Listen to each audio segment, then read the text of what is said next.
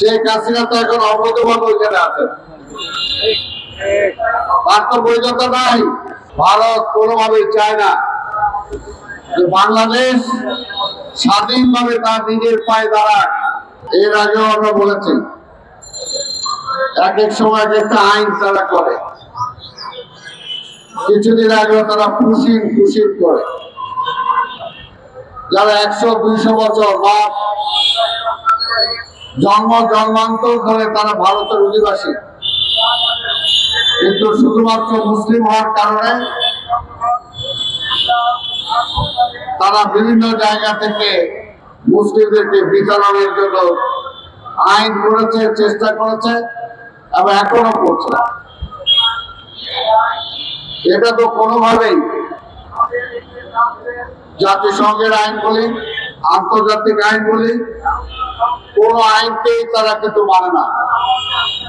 আমি যদি বলি অবৈধদেরকে আপনি ভারত থেকে তাড়াবেন, তাহলে প্রথম এক কাজ করেন না, শেখ হাসিনা তো এখন অবৈধভাবে ওইখানে আছেন,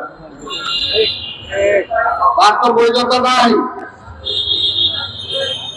আরো আওয়ামী লীগের যারা লুটপাট করে বাংলাদেশের ব্যাংক খালি করে টাকা পয়সা নিয়ে গেছে, তারাও তো আজকে অবৈধ।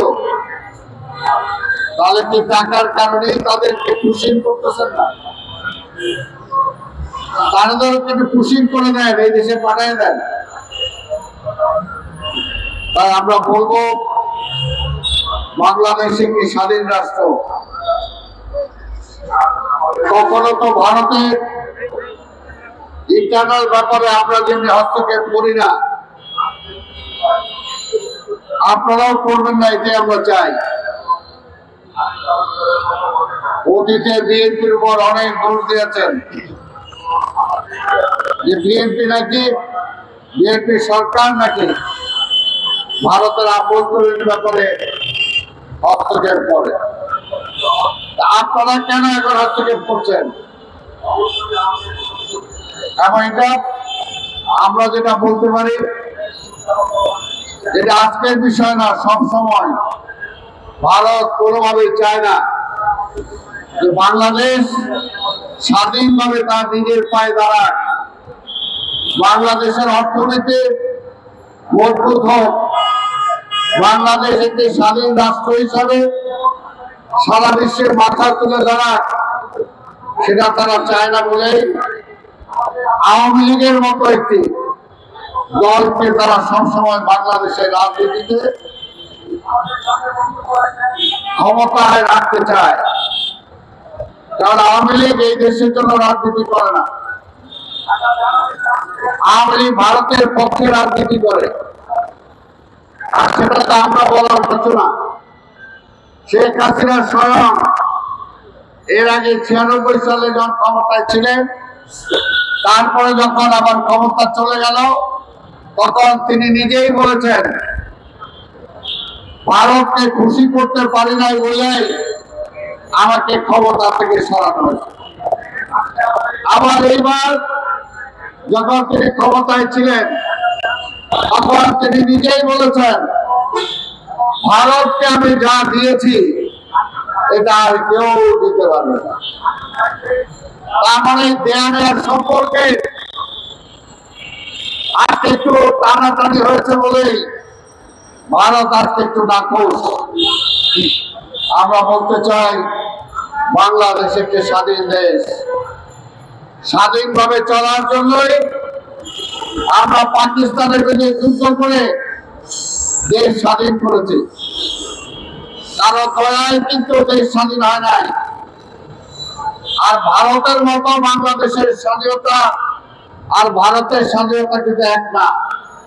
পাকিস্তানের স্বাধীনতা, নেপালের স্বাধীনতা আর বাংলাদেশের স্বাধীনতা কিন্তু এক না।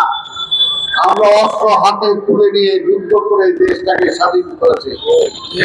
তাই পরিষ্কার বলতে চাই, এখানে যেই নাক গলানোর চেষ্টা করেন না কেন, নাকটাকে শেষ পর্যন্ত হারিয়ে কিন্তু কিছুটা আপনাদেরকে দিতে হবে। আমি বক্তব্য দীর্ঘায়িত করতে চাই না। আমরা বিশ্বের শান্তি আসুক এটাই চাই।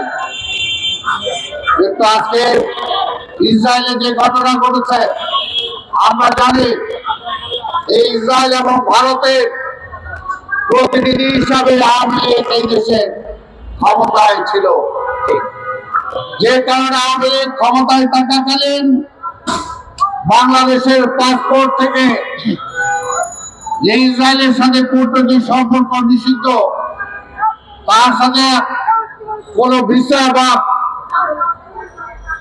যাওয়ার ব্যাপারে নিষিদ্ধ, সেটা থেকে উঠিয়ে দিয়েছিলেন। তাই এটাতেই প্রমাণ করে এই দেশের বিভিন্ন বিষয়ে ভারত এবং ইসরায়েল যৌথভাবে বাংলাদেশের অভ্যন্তরে আওয়ামী লীগকে দিয়ে চেষ্টা করেছে অনেক কিছু করার।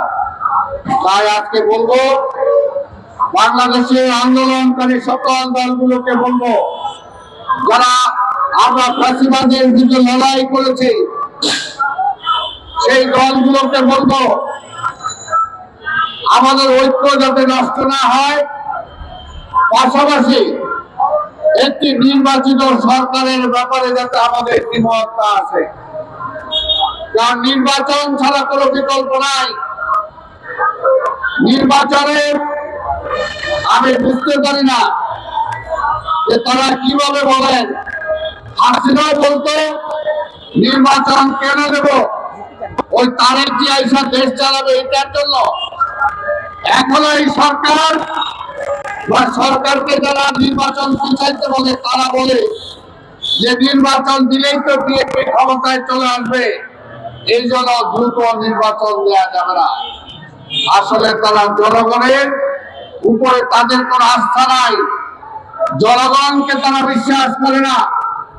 জনগণ, আমি বলতে চাই, বাংলাদেশের জনগণ কখনো ভুল করে নাই। ৭০-এ ভুল করে নাই, ৭১-এ ভুল করে নাই, ৭৫-এ ভুল করে নাই, ৯০-এ ভুল করে নাই, ২৪-এ ভুল করে নাই। তাই সেই জনগণকে আপনারা অনাস্থা নেওয়ার কোনো কারণ নাই। জনগণের ক্ষমতা জনগণকে ভুলে দেন, জনগণই ঠিক করবে এই দেশের রাষ্ট্র ক্ষমতায় কারা থাকবে। সেটাতে ভয় পান কেন? সেটাতে ভয় পান কেন? জনগণ যদি বিএনপির পক্ষে থাকে, তাহলে আপনার মুসলিমেও কয়েকজন নিজেরাই খালি দেশের ভালো বুঝেন, নিজেরাই গণতন্ত্রটা ভালো বুঝেন, আর পাবলিক গণতন্ত্র বুঝে না। পাবলিক তার দেশের জন্য ভালো বুঝে না, আপনার কয়েকজনে ভালো বুঝেন। এটা গণতন্ত্র না, এটা আর এক নতুন করে ফাঁসিবা। তাই আমরা বলতে চাই, জনগণের হারিয়ে যাওয়া ক্ষমতা, জনগণের লুণ্ঠিত ক্ষমতা জনগণের কাছে যত দ্রুত ফিরিয়ে দেবেন, ততই আধিপত্যবাদের শক্তির যে ষড়যন্ত্র এখনো চলছে, বাংলাদেশকে কিভাবে আবার একটা দুর্বিপাকে ফেলা যায়। আর ওই পাশে ফাঁসিবাদের মাথাকে রেখে যখন বলছে তিনি নাকি কাছাকাছি আছেন, যে কোনো সময় বাংলাদেশে ঢুইকা পড়বেন। তাই সেটা থেকে যদি রক্ষা পেতে হয়, বাংলাদেশকে যদি আরেকটু অরাজকতা থেকে রক্ষা পেতে হয়, ওই ফাঁসিবাদের হাত থেকে যদি রক্ষা পেতে হয়, তাহলে নির্বাচন ছাড়া কোনো বিকল্প নাই, জনগণের ম্যান্ডেট ছাড়া কোনো বিকল্প নাই। তাই আসুন, আমরা দেশে কোনো বিভ্রান্ত চাই না, দেশে কোনো অরাজকতা চাই না।